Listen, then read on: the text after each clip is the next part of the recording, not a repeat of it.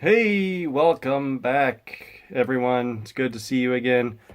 Good to be back vlogging. Good to have Friday and a weekend because I'm exhausted from work. But I am wearing my favorite Free Hugs dinosaur t-shirt. It's precious. It's my favorite. I love it. But this week, today, I wanted to talk about. I've seen on Facebook from several of my high school teachers posting saying, "Hey, it's Teacher Appreciation Week. Comment on here and let me know where you are and what you're doing because I'm really glad to have taught you." And so rather than respond to all of them individually, I decided to reply to all of them at the same time. So, teachers from high school: Mrs. Woodard, Mrs. Shelton, Mrs. Reberger, Mrs. Pockish, Mrs. Luger, probably forgetting some, Mr. Stewart, Mr. Foster, everybody from high school and even from college. Rondell, Zola, Frank, Freddie J, Neil. This is my life. I've had a lot of people who have helped form me into the man that I am today. And so nowadays, I'm living in Texas, in San Angelo, Texas specifically. I've been here about a year and a half. I'm heavily involved in ministry in the community. I volunteer 2 days a week with House of Faith, teaching elementary age kids about Jesus. I volunteer at my local church, running the Sunday evening children's church, and helping to lead the youth group. Every Saturday, I have the junior high guys come over and we hang out, we play video games, we eat pizza, and we talk about life and Jesus and how we follow him.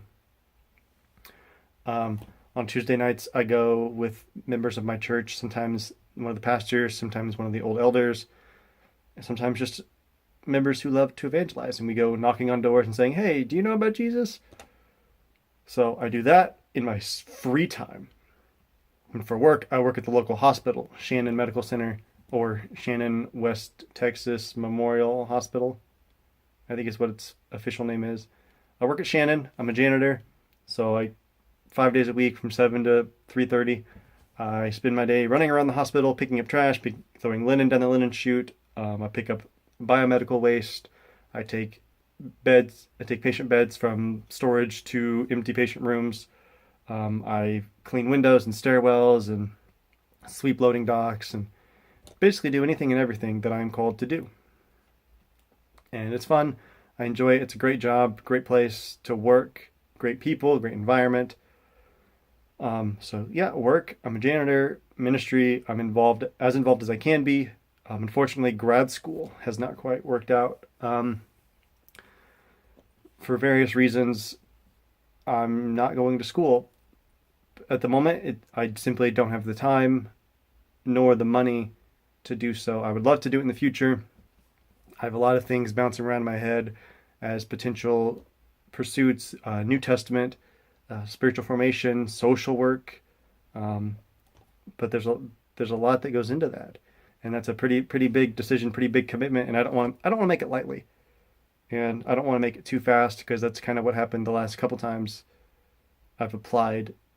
The two times I've applied, and the one time I actually tried grad school this last spring, this last fall, it didn't work out because I rushed it and didn't take my time to pray through it and think through it and lay it all out logistically.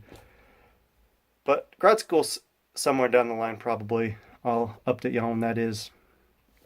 And aside from all that, I don't do this as much as I want to, but I'm writing. I wrote a novel for National Novel Writing Month back in 2015.